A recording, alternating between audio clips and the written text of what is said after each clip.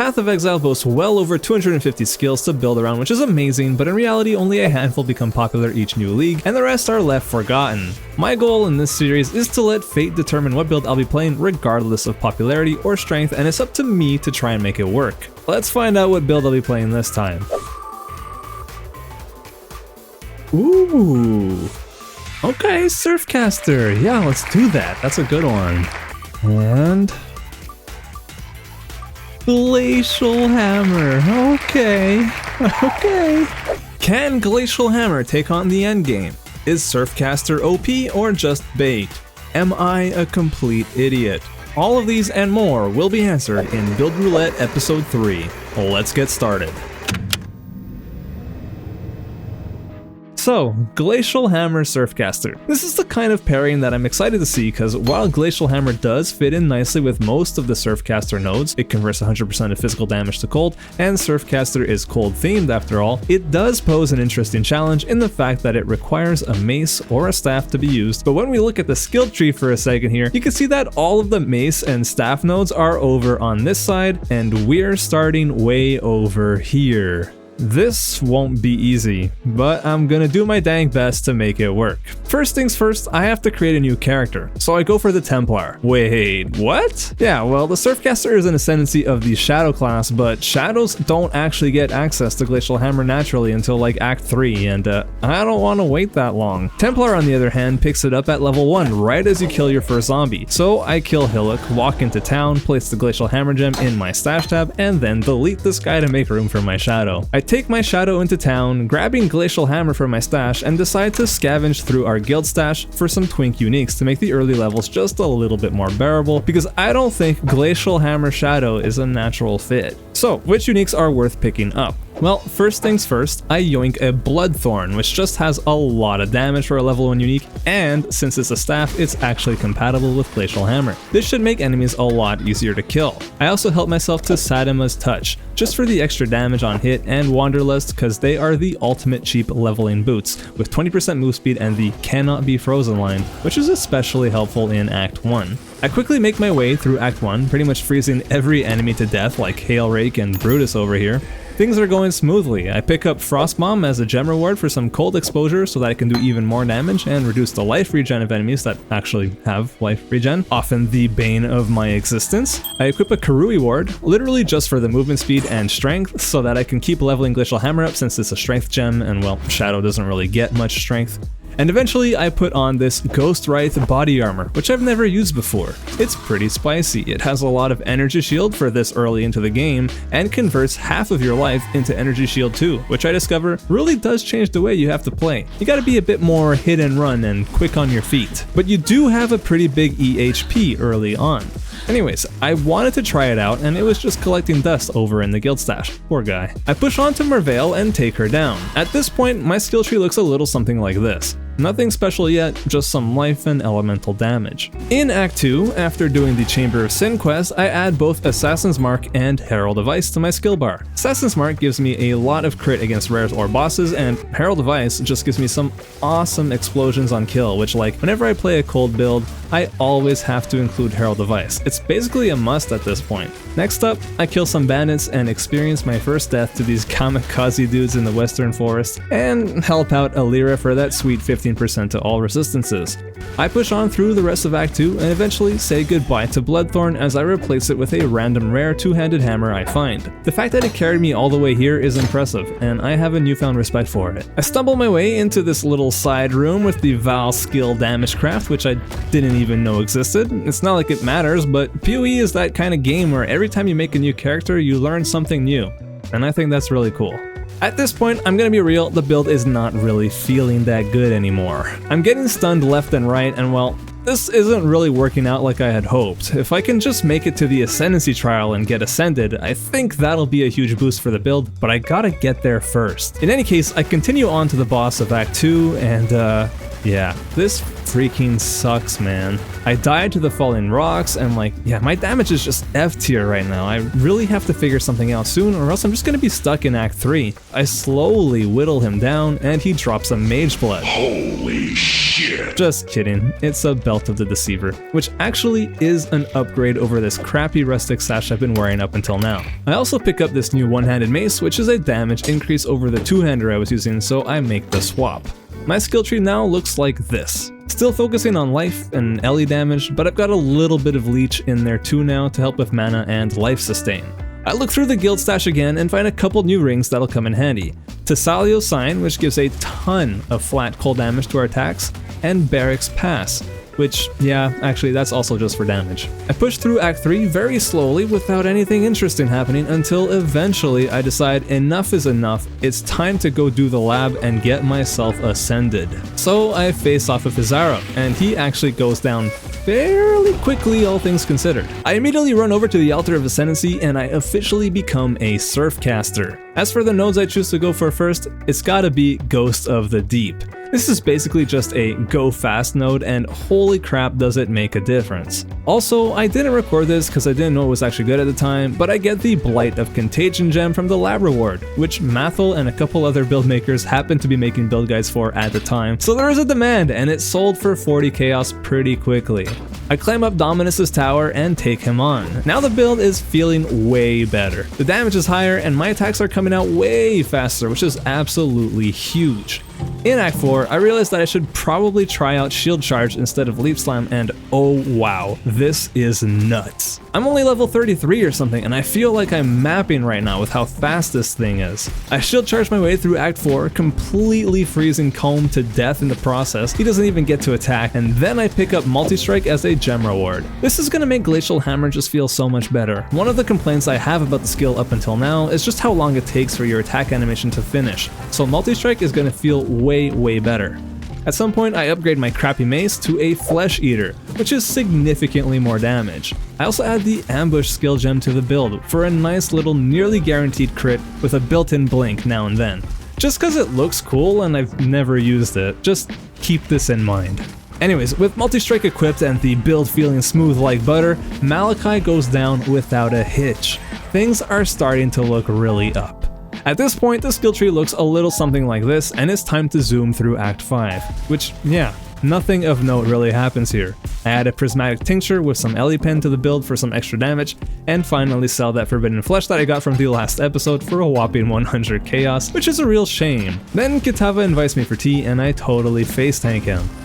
I literally breeze through Acts 6 and 7, except for I do die to Arakali because at this point I'm getting a little bit too cocky and didn't bother getting out of the way of her lasers. You know how it goes. At the start of Act 8, I make my first purchase. I buy the cool new mace, Surly's Masterwork, I don't know how you pronounce that, for 2 chaos, and it is a huge DPS increase.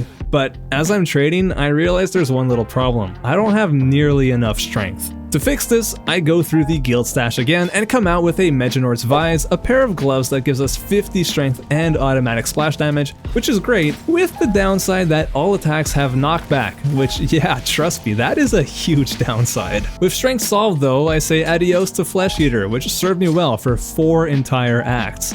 Before continuing the campaign, I figure I might as well get the Cruel Lab out of the way, which with our big DPS increase we just got goes really well. I add the Stormy Seas node to the build, converting all of our lightning damage to cold, which I have like a tiny bit, but also now our cold damage can shock and freeze. This is awesome. Here's my skill tree again, pretty much still just focusing on life, elemental damage, and sustain. I move on through the sewers and get a unique belt I've never seen before, Nivalius's Inheritance. It's not good or anything, it's just I didn't even know this existed. It looks cool at least. I clean up Acts 8 and 9 where I upgrade my helmet to a Star Conjas for the life and damage increase, and I get my first couple of Chaos Orb drops. In Act 10, I figure I might as well get my 3rd lab done real quick, and I face off with Izaro. And I die. God damn it. Okay, maybe Izaro can wait. I get to level 64 over in the ossuary, a great leveling spot, and then buy a new mace to replace the Surly's Masterwork, Frost Breath.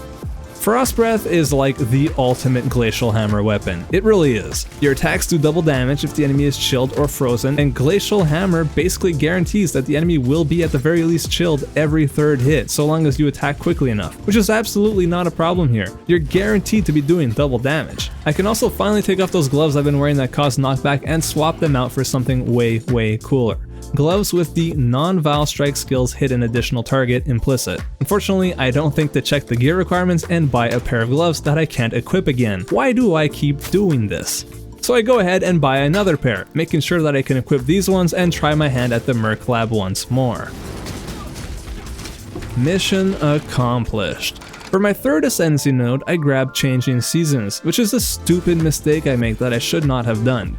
I didn't mention it yet, but this whole time I've been using the Purity of Elements aura so that I'm ailment immune. Changing Seasons makes it so that when I get chilled, I actually become faster instead of slower. But I've got Purity of Elements on, so I can't even be chilled in the first place.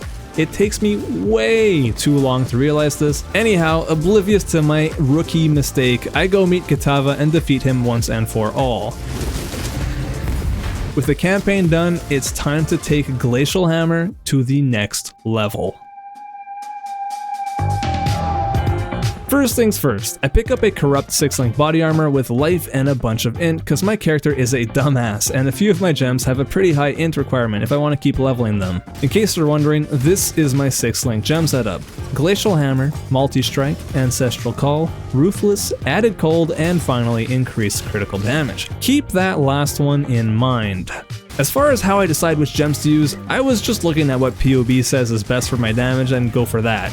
With the exception of Ancestral Call, of course, which is there so that I can hit more than one enemy at a time. Kind of a big deal. By the way, this is also where I realized Purity of Elements is screwing me over, so I get rid of it, and now Reverse Chill is actually working sometimes. I also go ahead and replace my Barracks Pass with a Taming Ring instead, which in case you didn't know is the upgraded version of that ring. You can combine the 3 different ones, Barracks Pass, Grip, and Respite, and you'll get a Taming in return, but I'm lazy and I just traded for a Taming straight up. Taming is great for damage because it increases based on the number of elemental ailments you apply to enemies, and my enemies are basically always chilled and shocked. It also packs a bunch of resistances, which is very convenient. I also buy a shield with 40% block and some life and resistances for a grand total of 1 chaos. Nice deal. This is what my skill tree looks like at level 70. The main change is that I'm starting to pick up spell suppression and I realized I needed way more accuracy, so I'm investing points into that too. I do a bit of scouting on PoE Ninja to check to see what other attack builds are doing, and I remember that the mark on hit support gem is a thing. How I forgot about this?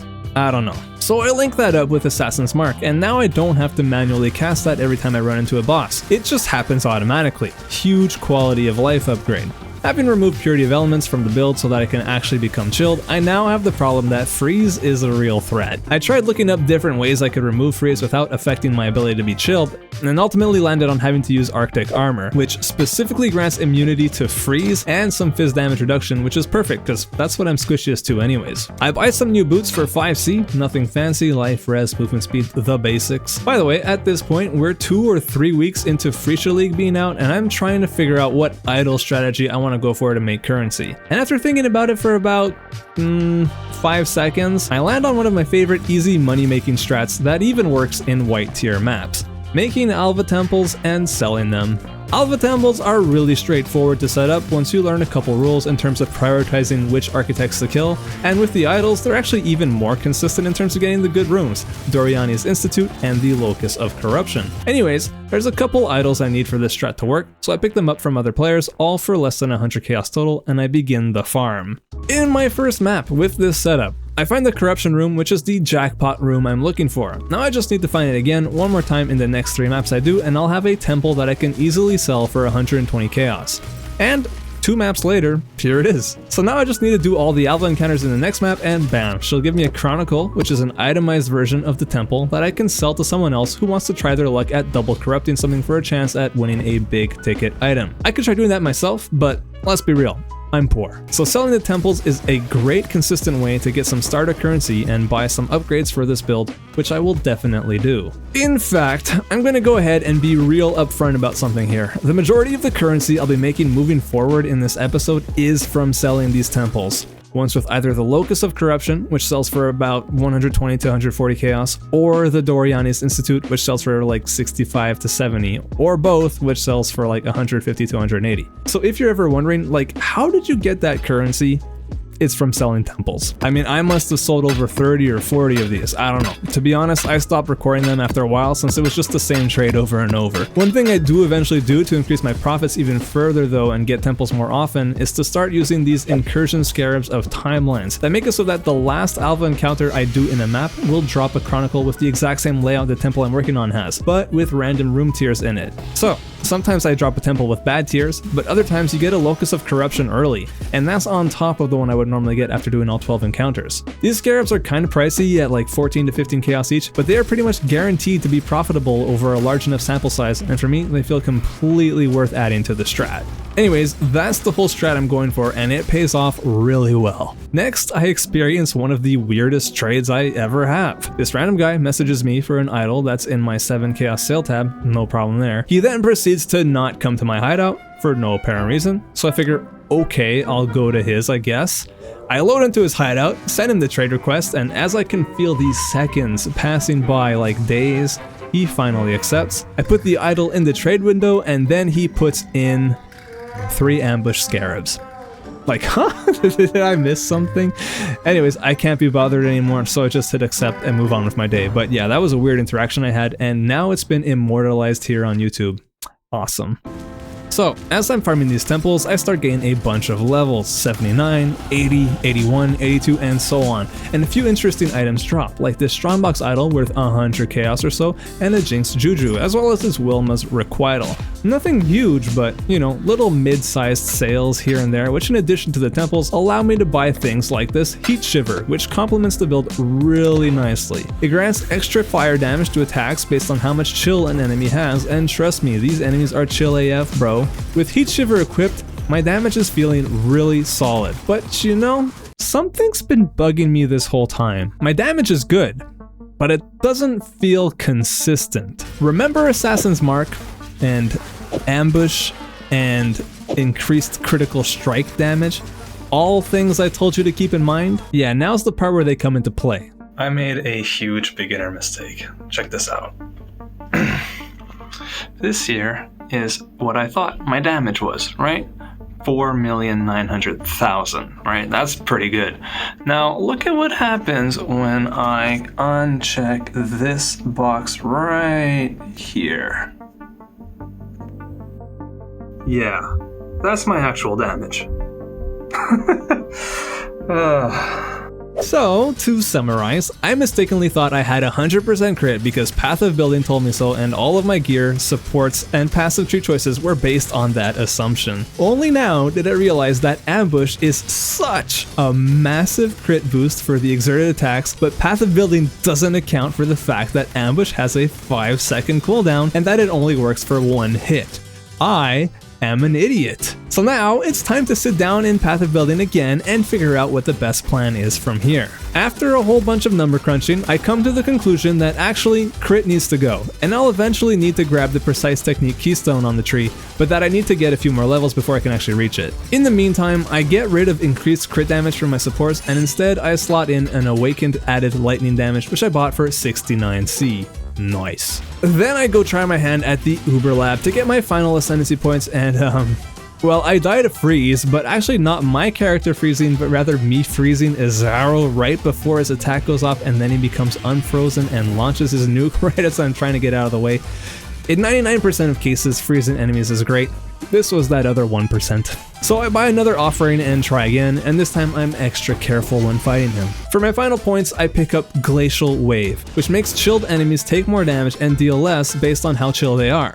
This is great, and I think I should have gone for this third and the other one last, but it's way too late for that now. I push on to level 84 and finally get my first actual temple sale for 120 chaos, which feels great. And then it's time to do one of these Maven Invitation. It goes well, but nothing good drops once again.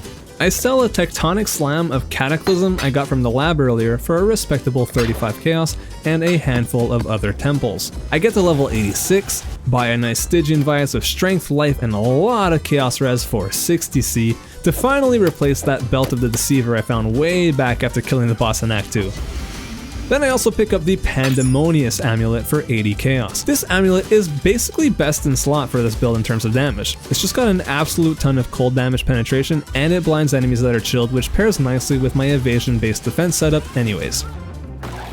Now that I've sold a few temples and my stacks of currency are getting bigger, I'm starting to get a bit more confident in my spending. So I pick up not one, but 2 6-link body armors worth of divine each that I ultimately realize I can't freaking equip right now without messing something up like intelligence requirements or being res capped. Like I said before, I am not the brightest sometimes. So back in my stash they go, and finally at level 87 I make the swap to Precise Technique. This gives me a whopping 40% more damage as long as my total accuracy is higher than my maximum life, which does require me to drop a few life nodes on the tree, but it's okay, I'm playing in softcore anyways. A death here and there is not a problem. I also anoint my amulet with Galvanic Hammer, a notable that is essentially a match made in heaven for Glacial Hammer builds, giving me 9% more damage from the node by itself. With these 2 new upgrades, the build is feeling better than ever, and I am cruising through these maps. Although I do have a really close call with a certain goat, but I don't really want to talk about it. A couple more simple upgrades I go for are to use Instilling Orbs on all of my flasks so that they get the used when charges reach full enchantment. I get really unlucky and waste a ton of these. I should have just gone for the guaranteed craft at the bench, but oh well, I'm a gambler at heart. Then I buy an item level 85 Prismatic Tincture and hit it with some alterations until I get an upgrade. Next, I get a really sweet upgrade from killing the boss in this Haunted Mansion map. Yeah, Awakened added Cold. That's perfect and immediately replaces my normal version I was using. It wasn't even level 20 yet. I get to level 89, do another Maven invitation, again nothing drops, and now I figure it's time to start bossing a little bit.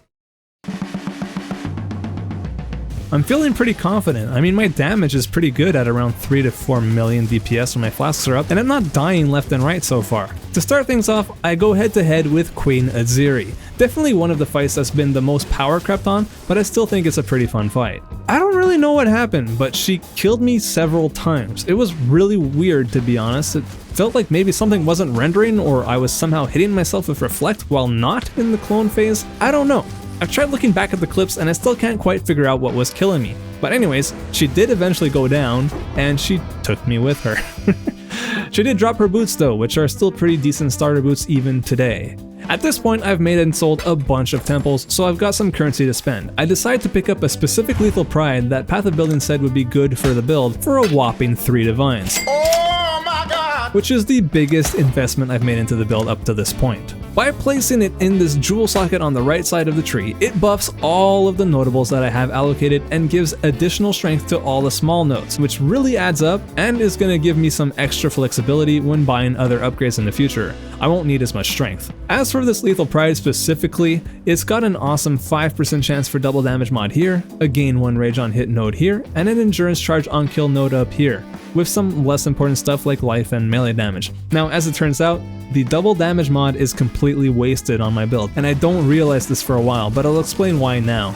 The way chance to double damage works in this game is that it caps out at 100%, right? If you have 105% chance to deal double damage, you're still only dealing double damage 100% of the time. There's no bonus. So remember Frost Breath, that mace I'm using? What makes it so strong is that it has the mod attacks deal double damage to chilled enemies. Yeah, that counts as 100% chance to deal double damage. Who knew? Anyways, this Lethal Pride is still a nice pickup. The extra damage from rage and having endurance charges more reliably, not to mention the extra strength, I've got no regrets. Time for another boss. This time I'm going after Shaper. I take out his little bodyguards first, and then jump through the portal and wait for him and Xana to shut the hell up. His first phase goes really well. I dodge all his balls and beams and manage the pools nicely, all while doing significant damage to him. When he gets down to half health, I have to run through his little maze thing and take out the Void guy. He does his ball phase, and right as it ends, I get clipped by his beam, and so much for a deathless run. I come back and manage to take him out without any more trouble. Unfortunately, all he drops are his boots, which are completely worthless these days. Before doing any more big bosses though, I want to get a couple more levels, so I start farming more maps and more temples and do a bunch of Maven Witness boss kills with the Destructive Play Idol slotted in, because I definitely want to get that 3rd Void Stone by taking Maven out, and I need to do all her invitations before I can even access her arena. I get to level 90, then 91. Make some more temples, sell them on the black market, and eventually, I look at my stash and I realize that I somehow saved up over 1,000 Chaos Orbs, a new high point for this event. Then Noserin, a guildie, sends me an invite to get completion for the unique wolf map that he was doing, which I gladly accept. What's the point of being in a guild if you don't help each other out now and then, right? Well, I walk into his map and very quickly get blown up. I don't know, I wasn't expecting to be in the boss room as soon as I walked through that portal, but hey, he beats the bosses and I get completion anyways. It's all good, much appreciated, man. Now it's time for my final 10-way invitation so I can actually unlock the Maven fight, which I'm really looking forward to. It goes smoothly and I get a couple Crescent Splinters as well as a Chimera map. Before trying my hand at Maven though, I decide there's one more upgrade that I want to get. Svalin. I go ahead and buy Svalin for 4.5 divines. By far the most expensive item in the build, but also one of the strongest. In case you don't know, what makes this shield so good is that with a medium amount of block investment, you can end up with an absolute ton of block chance, making you really quite tanky, all because of this line right here, chance to block is lucky. This means that your chance to block an attack or spells is rolled twice, effectively making you block way more often. And since block negates incoming damage completely, that's really dang powerful. Now by itself, I don't really have enough block investment for it to actually be that good yet, so I pick up a large cluster jewel with the node Prodigious Defense on it, which will bump my block chance up slightly. In order to fit it in, I have to move my points around on the tree, and somehow I end up with some extra jewel sockets that I need to fill up, so I pick up a couple Abyss jewels to slot in there. One of them I get from my own stash, which is still full of Abyss jewels from the last episode. The other I just buy from another player for 40 chaos. This is it. It's finally time for me to go one-on-one against Maven.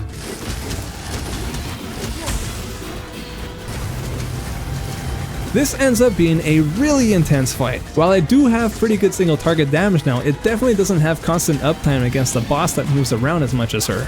I play carefully, hit her when I can, survive all of her memory games, and slowly but surely, I get her down to her third and final phase where it's everything she was doing before, but also there are lasers everywhere now, and well, the lasers get me. Still, I don't let that discourage me. I come right back in there, and finally after a 7-minute long fight, she goes down and I get my hands on that third void stone I've been going after this whole time. I install that bad boy and watch as all my maps on the Atlas level up in tiers, and I'm in tears because oh my god, Glacial Hammer can actually kill endgame bosses. This is amazing. Now I do want to actually fight some more bosses, but first I remember that I still have those body armors that I bought from like way back sitting in my stash that never sold, even though I had them up for the price I bought them at, and I'm still using the corrupt 6-link I bought for 10 chaos early on. So I stock up on chromatics and hit my spell suppression chest with the chrome benchcraft to try and get 4 off colors, which is really hard to do if you're just trying to use the chromes individually, and I get exactly what I need off of my first attempt. Well, that's convenient. Now I'm fully spell suppression capped, I have more evasion, and I've got some physical damage taken as elemental, which makes me that much tankier. I also decide to spam my tincture again with more alterations and finally land on this one, 21% LE pen and increased effect. This tincture alone gives me 35% more damage when it's up. Kind of a big deal. With those 2 upgrades taken care of, I throw a screaming invitation into my map device and face off with the Eater of Worlds.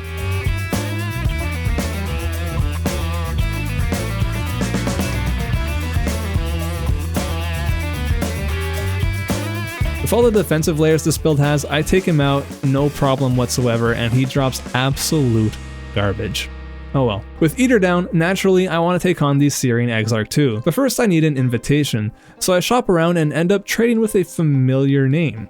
Arcanix, a regular commenter of this channel, and more importantly, a fellow YouTuber as well. He does a bunch of high-end build showcases in both PoE 1 and 2, go show him some love. Now it's time for the Searing Exarch. Everything was going great until I got real cocky and tried face tanking his incineration move. I guess block doesn't work on that. Then I came back and of course died to the ball phase before finally taking him down. Again, nothing good drops. Who's next on my hit list? I guess I ought to go fight normal Elder before trying Uber Elder, cause it just makes sense. So that's what I do. Normal Elder poses absolutely no threat and goes down without a hitch, and we get, yeah, a Watcher's Eye. Now this isn't an Uber Elder Watcher's Eye, so it can only get 2 modifiers on it and not 3, but still, let's take it over to Kaduku to identify it and see if we get something amazing. Nope, it's crap. Okay, with Elder down, Uber Elder is now within my reach. If I take him out, I'll have gotten all 4 of my Void Stones finally, which will be great for future farming on other characters. I slot in all 4 fragments, and this is it. This is the big boss, or should I say pair of bosses that I've been looking forward to fighting this whole time. Can Glacial Hammer Surfcaster rise to the occasion?